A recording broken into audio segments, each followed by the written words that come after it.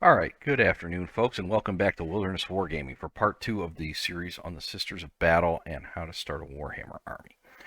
Now, I covered a little bit about the Sisters and what Warhammer is all about in part 1.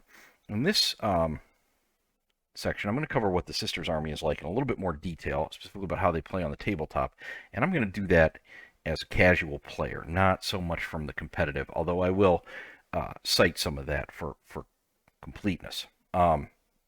I'm also going to talk a little bit about collecting it and why it's really actually a great starter army for somebody just getting into the hobby. Please like and subscribe and comment down below. We really appreciate your help in trying to build this channel up, and click the notification bell so you can see all our great comment as it starts coming out. Okay, so let's get right into it. So for a long time, the Sisters, although they did have previous codexes, in fact, you saw the second edition codex on the opening screen, didn't get a lot of attention. They hadn't had a codex in 6 years when the 8th edition one came out, I believe, at the end of 2019. And that one really refreshed and revitalized the army along with a new model range.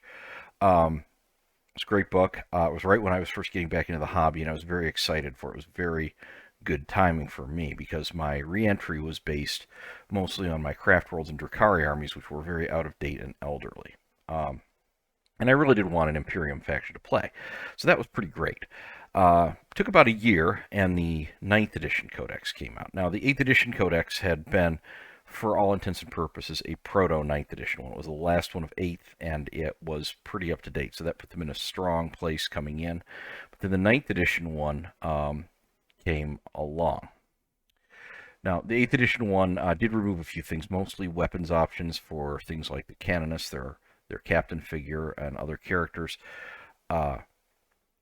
Introduced a few things. The 9th edition introduced a few more that really rounded out the range very nicely. Sisters are what I would call a focused army.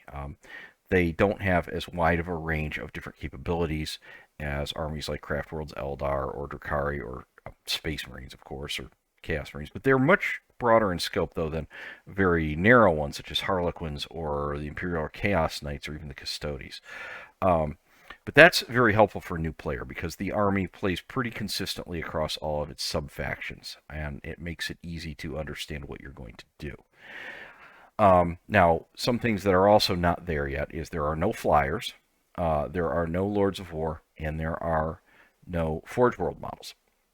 And really, if you're first starting out, this is actually a big advantage because you're not tempted to buy any high point, very high dollar value items that have a reputation for kind of being inconsistently useful, shall we say. A lot of those really expensive models that are really big ticket items are either amazing or just completely not worth it and sit on the shelf. And nobody wants to pay $200 or $300 for a Forge World model that's never going to see the table. Well, unless you just want it for the beauty of it. But I don't.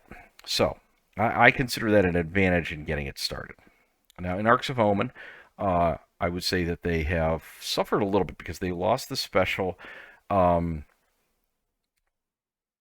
of Contempt rule that reduced all incoming AP -1. That was not great, and their secondaries got a little bit worse. That made things a little bit tougher for them, but it is to their advantage to have the new army structure because Sisters troops are good troops, but they're still troops, and getting more of what the Sisters really want is a help. So, first of all, you need to pick an order. Now, I covered these a little bit in part 1. Now, when we're talking about gameplay, though, it's a bit different from when we talk about actually the lore behind them. So I've divided them into two categories. The ones basically that I consider not so great, that I don't really care to play, and the ones that I do like to play. Okay, now the first group that I don't care for, we have the Sacred Rose, Our Murdered Lady, and the Valorous Heart. Now, in all these, they share some common flaws. For the most part, I don't like their relics, stratagems, or warlord traits that are unique to them. There's a couple exceptions. I really like the pistol for Murdered Lady. And I don't care as much for their lore. The Sacred Rose seems a little like they were reaching for what to make for a 6th Order. And their order capabilities are, to me, overly complicated. The Valorous Heart just doesn't really have that much offensive output, and their status as the defensive order was actually pretty good when they had Armor of Contempt, because they also got an immunity to wound rerolls that made them pretty viable. But they're back to being kind of a little anemic, at least in my personal opinion. And Martyred Lady is very focused on units being better as they take casualties, which is problematic for an army that easily takes casualties, because you can get the whole unit wiped and lose the whole benefit. So it presses you into large units, and also they do something that's very annoying to me, and that is that they are the poster girl order. The vast majority of Games Workshop's attention to Sisters over the years has been to them. Almost all the special characters, ironically, except for Val, their Supreme Commander, are from there. And when you see them in pictures or stories, it's almost all Martyred Lady all the time, and that just drives me up the wall. I do like Martyred Lady's color scheme a lot, but that I find that very dismaying. One other thing with Sacred Rose that hurts it is they're the white order, and white is just really hard to paint. It does look good when it's done well, but it's not as good as other things, and it's a real pain to paint if you're not highly skilled at it. Better orders, Argent Shroud is my favorite from a lore standpoint, and I like their versatility because they advance and shoot, and they get assignable one reroll per unit per turn, so you can reroll a hit or a wound per unit per turn. That's pretty good. Their Warlord trait is a little focused on melee. Their other stuff, it's okay. It's not bad. It's kind of different. I also love their color scheme. The color scheme I picked for my custom order is their base color with some modified secondary colors. The Ebon Chalice are a great secondary order, at least back from rule set where you could mix orders easily in the same army, which is pretty much impossible now. They had a great, fantastic Warlord trait for that. It was a great reason to take Ebon Chalice Canonist just for that. I like them because I do like their underlying lore, and they also have a cool Flamer stratagem that lets you take a little alternative approach to some things. And the Bloody Rose, the red armor is growing on me, but their rules are amazing. They have really good everything. They have a great order trait, they have a great relic, great stratagem, and a great warlord. Bloody Rose just got stacked in this book, and this is even after their order trait got slightly nerfed from the 8th edition book. They are the absolute competitive winners and very, very popular. Now, should you go with a custom order? My answer to that in one word would be yes. I would paint as a custom order. In fact, if you love any of these color schemes, I would take one and then modify some minor detail. For example, if you want Bloody Rose, do it all, but then instead of the silver trim on some parts, put gold, maybe. There's good custom traits. None of them are as good as what the Bloody Rose says, and you're completely sacrificing custom Warlord traits and stratagems and relics, which can be a bit of a problem because Vol hogs up the good Warlord trait. But other than that, I like that because you can easily take the rules for any of the major orders and just play your army that way, and then switch around, and you can come up with your own lore reasons why they do that, which is exactly what I've done. And in part 3, we're going to go into that in some detail. Now, these are my own models, so this is my Morven Vol you see here, and I've done this to show you what the army looks like in the hands of a painter who is not highly skilled, but does try to do the best I can, what you're going to get. And this is the up-close look, not the 2-foot look. If it looks good 2 feet away, I consider it pretty good, but this will show you it in all its raggedy glory. Now, Morven Vol is, I like her. She's very powerful. She reduces all incoming damage by half. She can fight once, twice a game, so she is very powerful on offense and defense. She also is one of the rare sources of shooting longer than 24 inches in the Sisters Army. Because all her weapons reach out 36 and are pretty powerful. All her ranged weapons, anyhow. She does a lot. You do have to screen her. Despite her appearance of durability, she will die pretty quickly if she's exposed unprotected to heavy enemy shooting. So you do have to do something about that. She also costs 280 points. She can be hard to fit into a smaller game. In a 1,000-point game, she's more than a quarter of your army. If you use her, you got to get value out of her, even in a casual game, because otherwise she's going to get shot off the table and it's going to be frustrating for you. I don't like to use her every time because she is a Supreme Commander, and I kind of feel like it's annoying that Supreme Commanders end up in almost every list in some armies. But I'm not averse to taking her some of the time, especially against a challenging opponent. Interesting thing with her is she's strength 5 and toughness 5. So that's a little bit different than most of the rest of the army. You do have to remember that. It's pretty easy to remember because she's inside the war suit, but just keep it in mind. Also keep in mind that she buffs those other units around her, so that's another reason to always keep her surrounded with other stuff. She needs escort. She is not a lone crusader. Okay. Next up, we have Celestine, the Living State, who is kind of a lone crusader, and she comes with her own 2 escorts, although you probably still do want to keep some other squad around to screen her against shooting because there's only 2 Gemini, and they don't have a special screening rule to protect her with Lookout Sir. What they do is absorb wounds first. And since there are 2 of them, and they each have 2 wounds, that's 4 extra wounds. So there's 10 wounds in the unit. Now, pretty much everything she has is focused on melee. If she's your warlord, she boosts the invulnerable saves of units close by her, which is very helpful. Other than that, you want to get her into melee and keep her there. She can deep strike. I don't like to deep strike her because she's fast, and if you use her movement to get her into range, she can usually make a shorter charge than the 9-inch out of deep strike. And unless you've taken the +1 to advance and charge Sacred Right, she's not going to get any help other than command points on charging. She does heroically intervene a little farther than normal, but I like to have short charges. One other thing to keep in mind about her, she does heal her own models, and will get back up on a 1 after she dies, but she will never roll a 1. Or never roll anything but a 1, I should say. It's amazing how easily she fails that roll. Next up, the Canonists and Palatines. This is the captain and lieutenant type characters, who are your generic army commanders. Now, you see these 5 sisters here. Out of these 5, only one of them actually came from a Canonist kit, and that would be the one in the center left. She's an original Canonist model. To her left is what was originally a Repentia Superior, modified into a Canonist. To her right is a special Canonist model who is a character who does not have special rules, but she does exist in the lore as a named character, and her model became another sister of the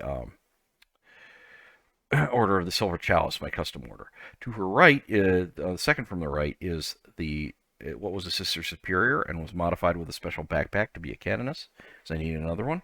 And to her right is what was originally a Dialogus. The Dialogus was terrible in 8th edition. I bought one by mistake, not wanting it. Realized it, and then decided she would make a great Canonist, and that's what she became. Now, the reason for so many is that she has a very complicated war gear loadout. She has 3 different items, Rod of Office, Null Rod, or Brazier of Holy Fire that she can take. They're all 10 points, and they're all dependent on what kind of melee weapon. In the case of the Rod of Office, also what pistol she has. I don't know why this needs to be so complicated. It was worse in 8th edition. At least they clarified how the rules work better in the 9th edition codex, but it is a pain. Now, what I like to do is make what's called a Smash Canonist. And she can do that because she can take one of 6 what's called Blessings of the Faithful, which are point-based special powers she can get in addition to a possible Warlord trait and a relic. And the way I like to do it is one of 2. Either give her a chainsword and then take a relic chainsword, and then take one of the lower cost Blessings of the Faithful that turns off enemy auras or allows her to heal herself, and a good Warlord trait, which will, especially if she is in Bloody Rose, because they have a special relic chainsword she can take, be Blazing Ire. So that's a good substitute if Vol already has locked down the Righteous Rage. If Vol isn't there, she can just take Righteous Rage. That's the obvious choice. The other way, and the way I like to do for a lot of other things, is give her the Blessed Blade. And then you can take Righteous, or excuse me, yeah, is it Righteous? No, Blessed Blows.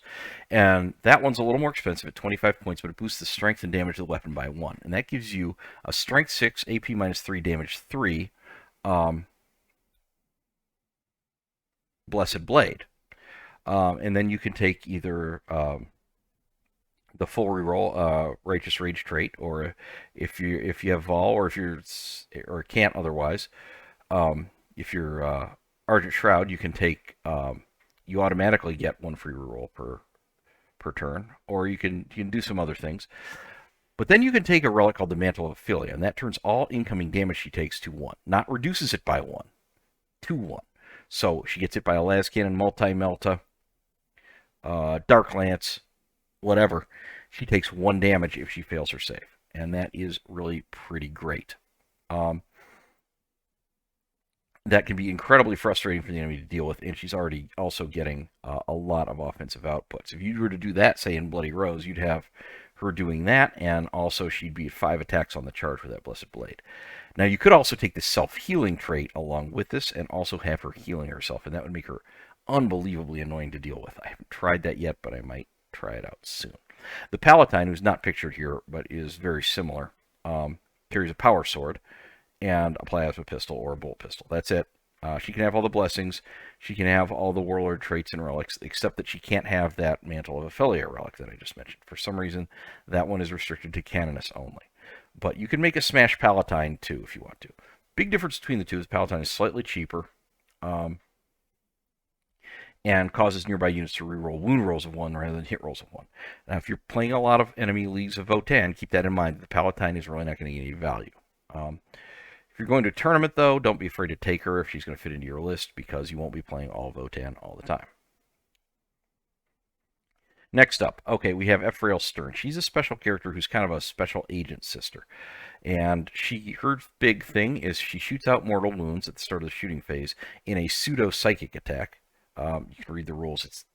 It's complicated, but this is all related to her lore. And she has a buddy, an Eldari male buddy, Harlequin, who escorts her around and protects her until he dies. She also bypasses invulnerable saves. She can deep strike. She's a zealot, so on the charge she gets 4 rerolls on hit rolls. And she's at -1. She and her partner are -1 to hit all the time. So she can be very annoying to deal with. She usually doesn't do tremendous amounts of damage, not as much as you might think, but she's pretty effective. Now, she's also significantly cheaper than the others. She can also be taken slotless in some cases and not take up a headquarters slot. One last thing with her, do not take her as your warlord unless you're doing so for narrative or roleplay reasons. Her warlord trait, Execution of Heretics, is awful. It's awful on her. It's awful on everyone else. Don't do it unless you are doing it as part of like some kind of narrative campaign. It's just completely not worth it. Okay, next up we do have some boys. They are technically not part of the Sisters of Battle. They're from the wider ecclesiarchy and are accompanying them as spiritual consultants. And they only have weapons to defend themselves. That's totally how it is. Absolutely nothing fishy going on here. The one on the left is a missionary. The other two are preachers. The missionary is a half-priest and has access to 3 of the 6 prayers. He's only 40 points, as shown. He's 45 with a slightly better loadout that I don't have a model for. And in my view, his best role that I like to use him for is just to cast the one prayer, the Verse of Holy Piety, I believe it's called, and it just is a smite that you cast in the command phase. Did mortal wounds to the enemy. He also unlocks the ability to take Ministorum units, specifically preachers, in a slotless capacity, so not taking up elite slots. Now, they are great because they can cast War Hymn. Now, War Hymn is a prayer that every priest model gets, and it boosts attacks in melee. But because you can only cast 1 per turn, it's good to have a preacher as dedicated War Hymn casters. That's all he's going to do. Note, the preacher comes in 2 formats: the old pewter model in the center there, holding up his little icon, and the cool new plastic model with the eviscerator flamethrower thing. That gives you access to a heavy flamer. I believe, is it a heavy flamer?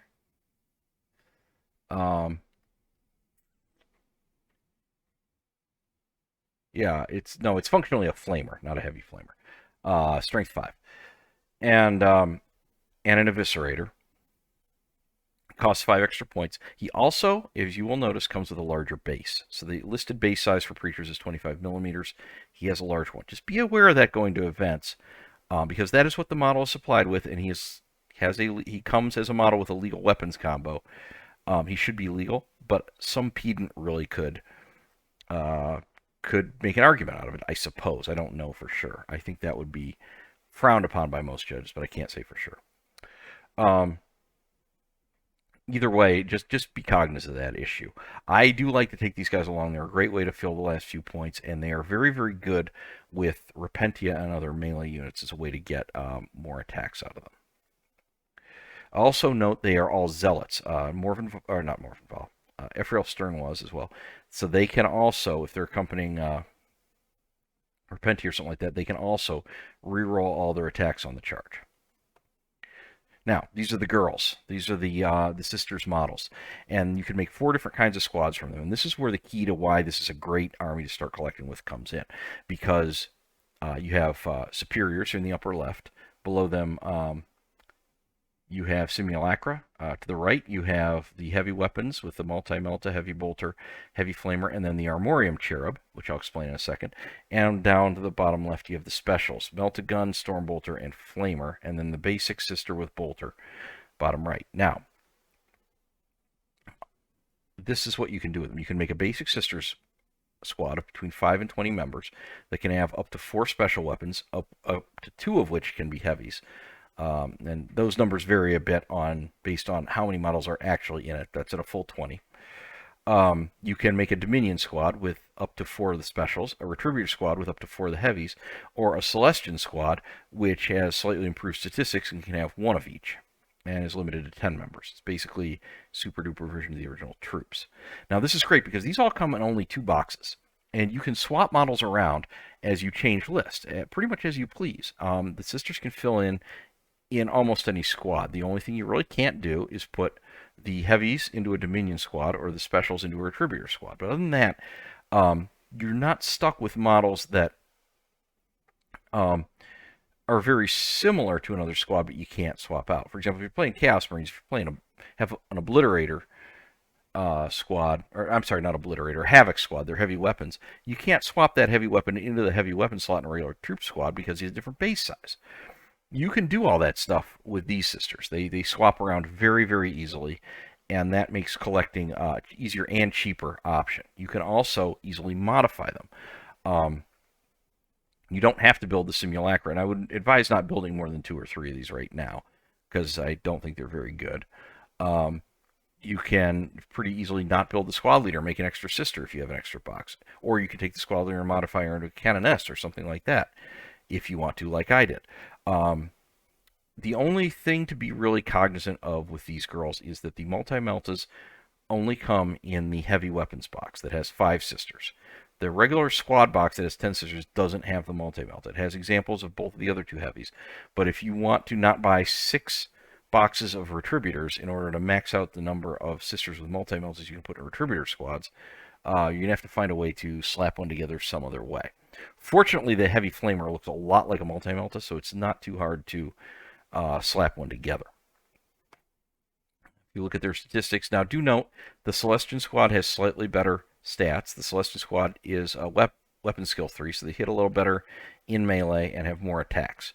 They're not a dedicated melee unit, so unless they're in Bloody Rose, they're really not going to be that effective in melee, but a little more effective than the others. I like to always take a chainsword on them. Sometimes I'll take a power sword as a squad leader, or a power maul if I have extra points left over. You can do that on any of these squads. I usually take the power sword on the Celestians too. Like I said, I don't like to take the Simulacrum except maybe in the Celestian squad. And the 2 favorites for the 2, especially the heavy support and the fast attack. The Retributor with the Multi-Meltas is a go-to for competitive players. They'll usually run 3 squads with 4 Multi-Meltas. And the Armorium Cherub that you saw there, the little winged guy, when you have one of them, you take him off, and then they get to shoot again. You can only use each Armorium Cherub once, and you can have 2 in the squad. I usually only take 1, though, because once you've done it once, your opponent's likely to try to focus that squad down. So I don't bother with the second one. The Dominions, the Storm Bolters, are by far the most popular because they can spit out mortal wounds with a stratagem. A lot of them. I believe it's up to 6. And that can really, really be a devastating blow. The other thing that's cool you can do with the Dominions is they have a pregame move, which is what makes them fast attack. you can put them into a transport and pregame move the transport. And if it's a Rhino and there's another squad of 5 and there are some characters, they get to move along with it and ride the minions. And you have a lot of versatility with these. This can really save you a lot of money initially collecting if you can make some characters and swap models out. You can save yourself some purchases that you would need to make in other armies. Varsity. Now, these are the Celestian Sacrosancts. Just call them Sacrosancts. They come with maces or halberds. I think the halberds are a little better. They have lower damage, but they apply that damage a little bit better. They are a 2-up save. They also get a 4-up invulnerable save from their shield. Unlike Space Marine Terminators, they do not get a +1 to that 2-up save from their shield. Like Terminators with Storm Shields do. They don't get that. Squad Leader can take a spear, which you absolutely should because it combines the best aspects of the mace and the halberd. Don't bother with a pistol. If you do that, a minimum size squad is 75 points. Full squad would be 145. And for 75 points, these guys are really pretty durable and excellent. And what they do better than anything, in addition to their melee power, is screen characters. So if you want to screen more of Inval or a Canonist, they're really great. Maybe a little harder with Celestine because of her mobility, but they can do that. They are probably your durability unit. Next up, we have the bots. These are sisters in war suits. They can each have a heavy weapon, so a multi-melta, heavy flamer, or heavy bolter. I kind of screwed up on these. I put a heavy flamer on one because I was trying to take advantage of the Holy Trinity stratagem that boosts your effectiveness with all your weapons if the same unit shoots something with a melta, bolter, and flame weapon all at the same time. Wasn't a great choice. And these bots are really not a great choice right now. They die relatively easily despite their apparent higher toughness and armor save. Their big models are hard to find or hard to hide. And they cost a lot of points. They are overly expensive for what they do. Putting the storm bolters on was probably a mistake on my part too, because I think the grenade launcher is a little bit better. Although you do get 2 storm bolters. Anyhow, they're not popular right now. They seem to really not make their points back. And even in casual lists, they tend to be something the enemy just focuses on. Usually that's 3 multi-melts they're taken off the table. And they tend to lose out pretty quickly. Also, they are locked to exactly a squad size of 3, so there's a real lack of flexibility there. And I found the models to be unreasonably difficult to put together. I didn't really like how their poses came out too well, especially that one on the left. And I was just not real happy with their ease of assembly. So these ones I would say put at a lower tier for now. Next up, the Nautilus. You have the Repentia. These girls are in trouble, have in some way screwed up, and are in big trouble, so they are fighting in their gym clothes. They are pretty brutal. They have Zealots. They reroll all hits, which they need because their weapon imposes a -1 to hit. But they have 2 attacks apiece at strength 6, AP -3, damage 2. So they will, just on their baseline, rip things up, especially in large groups. What you can do with them, though, is in Bloody Rose, they'll get another attack and another point of AP on the charge. And you can get even yet another point of AP, or excuse me, another attack by giving them War Hymn.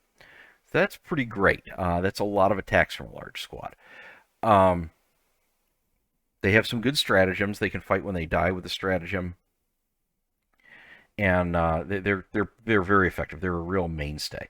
They're not defensively strong though. They basically have no armor save.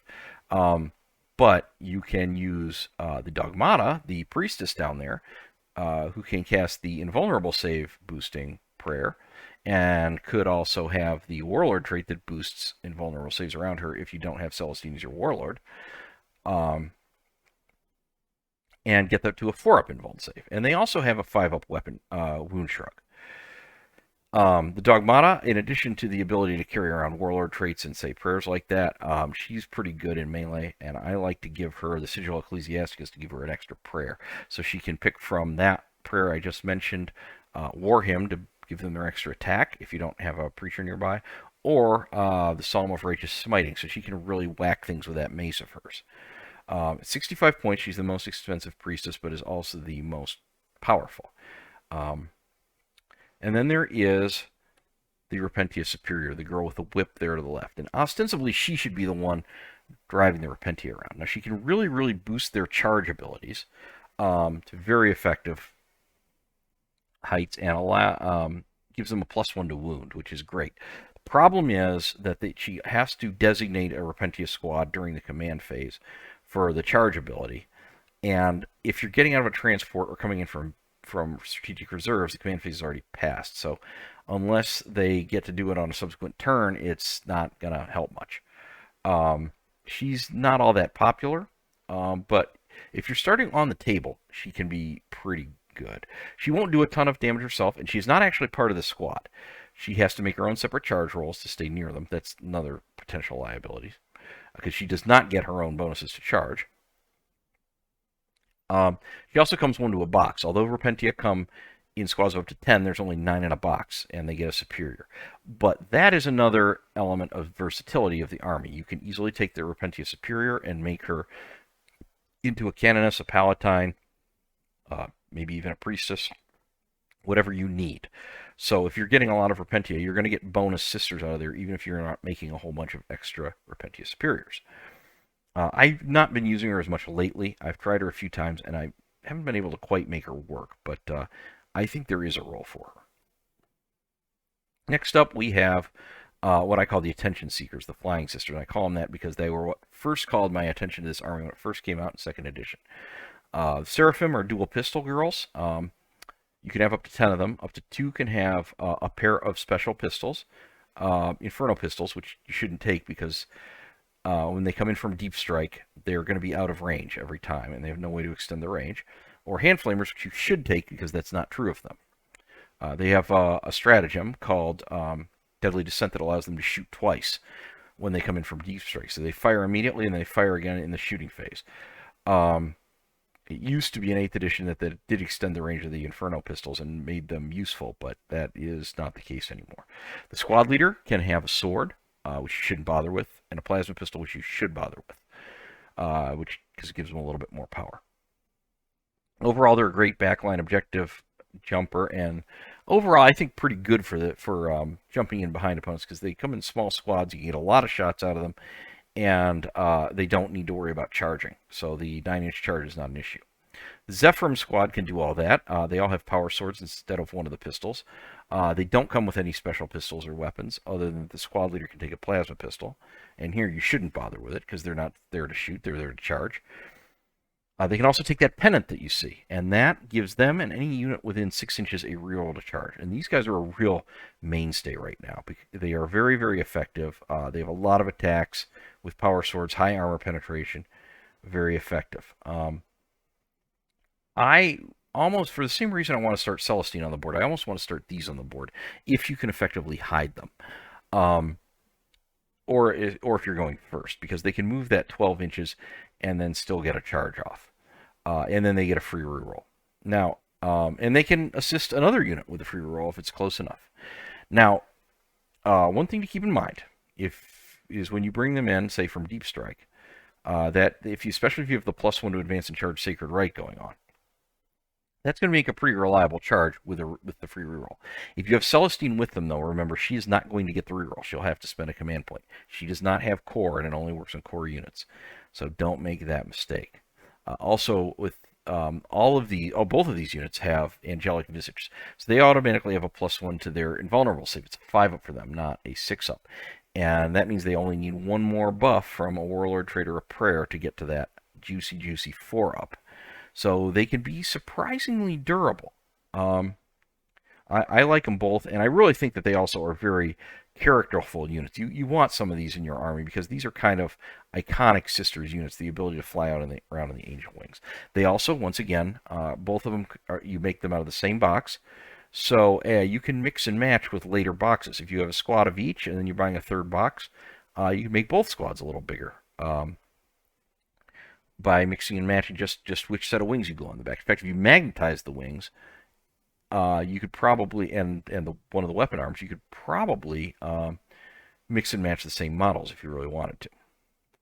Next up, Specialists. So these girls, the Dialogus and the Hospitaller on the left and right, respectively, are not actually Battle Sisters. They come from non-militant orders, but they're with the Battle Sisters, so they get the power armor. But they do special things. The Dialogus is a cheaper version of the Dogmata. She does not have the melee offensive power. Her staff is not as good as the mace, but she does everything else. She buffs leadership, which nobody cares about, and she says all 6 prayers, which we do care about. She's a slightly cheaper option that you can put in a non-battlefield role slot, and that's a big improvement over her 8th edition iteration. She also makes a good canoness if you want to modify her. The Hospitaller, now, unlike a Space Marine Apothecary, does not bring models back to life. What the Hospitaller does is she can heal characters that have taken wounds nearby her. Technically, she can do it to any infantry, but only characters have more than 1 wound. And she can also give everything around her a 6-up wound shrug, which for some units that could actually be pretty handy. Keep in mind she can only do this for infantry. It's not going to work on vehicles. She also has a big base, so watch out with her. One thing you can do is put her with a large squad of 20 sisters and help keep them alive longer, especially if they have more buffs. You got to watch for traffic jams with her with that big base. The Imagifier in the middle, she carries that icon around and buffs up everything around her with either reroll advance and charge, always useful, +1 to strength, potentially useful, and -1 to wounds against strength 3 or worse attacks, which is no. Don't bother. You're not going to see enough of those. I guess technically it might even work against Drakari poison weapons because their actual strength is less than 3. But I wouldn't bother with that. She's not as popular. I think the advance and charge is helpful, but for 50 points, it's kind of a lot. I don't think she's really making back her points most of the time. One thing to note about her that's interesting, she has a bolt gun rather than a bolt pistol, so she can shoot out farther than most of the other characters. But we'll see to what degree she appears in the future. I do like her model a lot, though. She fits well into the army.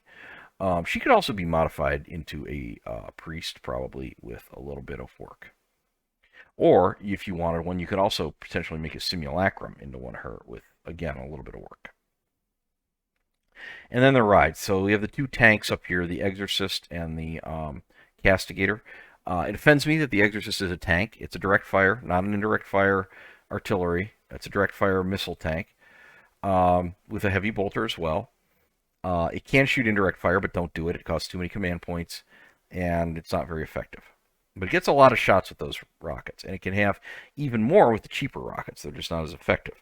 The Castigator on the right, I like because it's a true tank, big main gun. There's a twin gun autocannon version that I don't like because it offends me when tanks don't have a single big main gun. And that one has 3 heavy bolters. These recently took a points cut and might be a good choice right now. The problem I think they have in competitive is they're still competing with Retributors with multi-meltas who are just amazing. But I think they have potential. They are some of the few sources of long-range shooting in the Sisters Army. And they're really beautiful models. In particular, I really like how my my Exorcist up there came out. I have 2 of them because when 8th edition first came out, people didn't think Retributors would be good, so I got Exorcists for my heavy support. And they really need to get back on the table. The Rhino down there, that's a transport, holds up to 10 models. So be careful if you're doing the Dominion trick with 2 squads in there, Dominions and, say, a squad of Repentia, 5 members each. You won't be able to get a character in because it only has 10 slots. You'd have to cut a Repentia, go down to 4. Other than that, it's an 80-point cheap transport. All of these die a little easier than you'd think because they're only toughness 7, so a lot of anti-tank weapons will be wounding them on 3s. Even the Castigator up there. I really think the Castigator should, well, maybe not. I think it should probably be T8, but it's not something I'm terribly concerned with. Just keep that in mind. Now, with the Rhino, sometimes you want people to pop it to get your models out a little bit sooner. All these are based on the same hull. With a little work, you probably could kit bash one of these together. Note, looking at their data sheets at the Castigator also, the big gun on there does not suffer from the one shot that then misses on a 1 and does nothing. Even if you're using the Sanctified shell, the big one, it gets D6 shots. So yeah, sometimes you'll only get 1, but a lot of times you'll get more. And the other types of main gun get a lot of shots. Same thing with the Exorcist, 3d6 or 3d3 shots. So there's no slouch there. And 3 heavy bolters on the one guy. That's 9 heavy bolter shots. That's nothing to sneeze at either. And let's go on to the types of lists. So competitive lists are pretty much going to be Bloody Rose with Repentia, Seraphim, Retributors, Vol, and then Seasoned to Taste. It's going to focus on melee.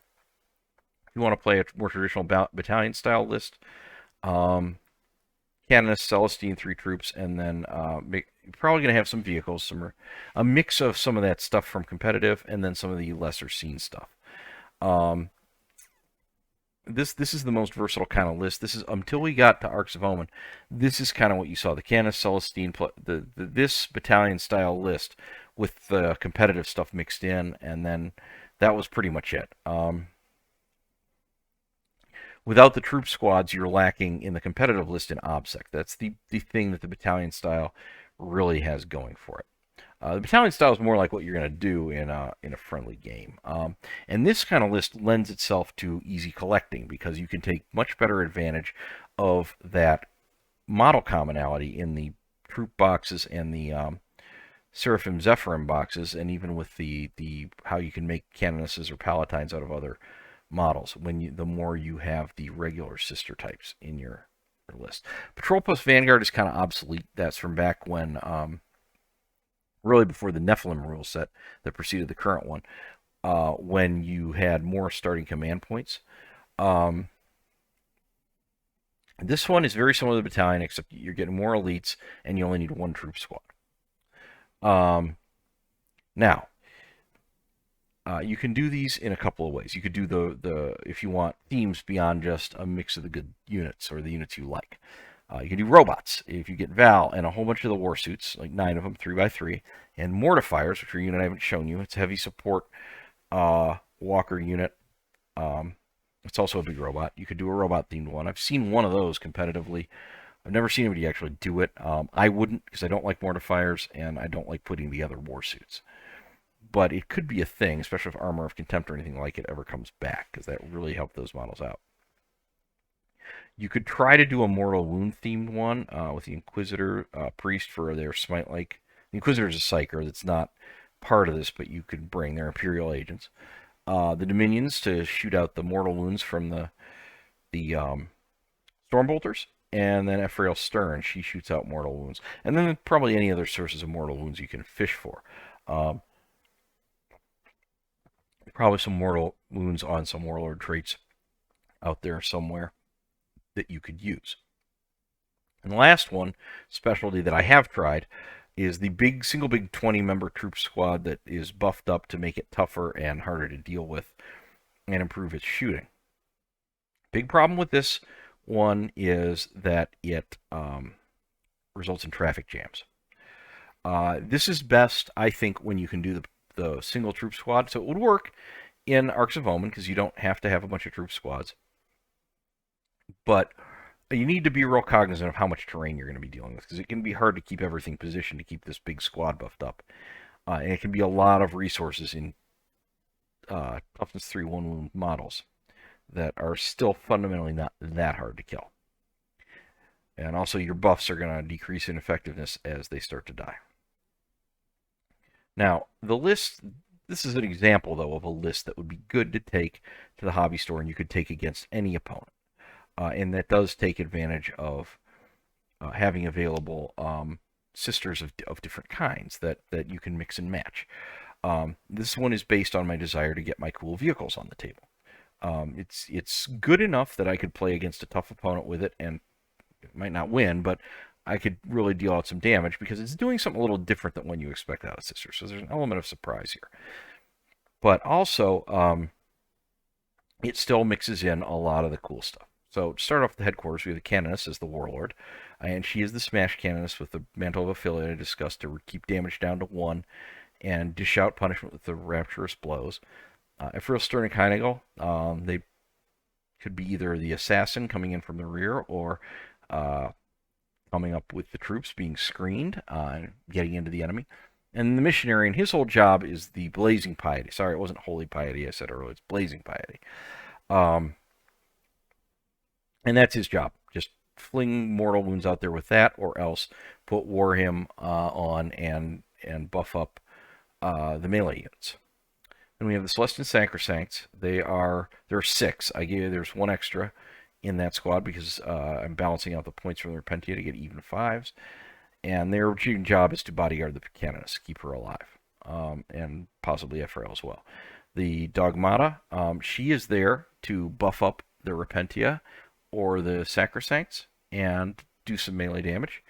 And then 2 Sisters Repentia, which are point them at something and they charge it and hopefully kill it. Oh, I skipped over 1 Battle Sister squad, which is basically there to lug around a multi-melta. I had 10 extra points, so I took the multi-melta there rather than the flamer or heavy flamer that I usually do. And they're just there basically to have an extra multi-melta shot, and also to secure some objective, preferably one that is less contested. The Dominion squad is there to do the Blessed Bolts. They're usually an early game. Get out there and kill something that I want to die early, put wounds on it so that I can finish it off with something else. That's their whole purpose. They might go in the Rhino in some games with the Battle Sister squad, or possibly with Ephrael and Conagle, or they might just go on foot. And then the Zephyrim, that's my other big fast-moving melee threat. Now, in the heavy support section, we have the 3 tanks, the Castigator and the 2 Exorcists that I discussed. And they're going to sit back and shoot. And that's something that most people are not going to expect from the Sisters Army, because they're expecting you to want to shoot medium range or get in close in melee. So having 3 vehicles back shooting is a surprise threat. Then we're going to have 3 Retributor squads. 2 are going to be the multi-melta ones that are popular and competitive, and they're going to probably jump out from strategic reserves and ambush something and just melt its face off with their little Armorium cherubs. And then we're going to add Retributor squad with heavy bolters, because that's less expected. And that's going to be a little bit more of another long shooter. And we're going to try to get a nice crossfire with these 4 long shooting units so that the enemy has trouble moving around the battlefield without exposing itself to fire from one thing or another. And then, of course, finally, we have a Rhino that's there to transport around either the Dominion and characters or a second squad, or possibly the larger Repentia with maybe the Dogmata and possibly the Missionary or Canoness. So that's pretty much everything for this list, and that list is one that is not a competitive list. I don't know how it would perform competitively. I suspect it would not do that great at a tournament, but not embarrassingly badly either. But it's perfectly suitable. It's not so overwhelming that a new player couldn't possibly even challenge it. But it is tough enough, I think, that an experienced player would have some things to think about they wouldn't normally expect to with Sisters. Might not work against them more than once, though, because once they learn, they tend to learn fast. Okay. Thank you for watching. This has been Sisters of Battle Part 2. In Part 3, we're going to go over my custom order, the Silver Chalice, what their custom lore is, and why it's the way it is. And I'm also going to hit some of the units that I did not take. And then we will also probably have coming up a quick video on What You See Is What You Get modeling, and modeling for the more casual painter. And I'm going to do a brief video probably coming up soon on canon and what the lack of it in Warhammer 40,000, what that means, because it is kind of key to my personal order as well. So stay tuned for that content. I will have part 1 of this linked below if you want to watch it, which I would really appreciate. And as always, like, subscribe, comment, and hit the notification bell. Thank you for watching Wilderness Wargaming, and we hope to see you back again really soon.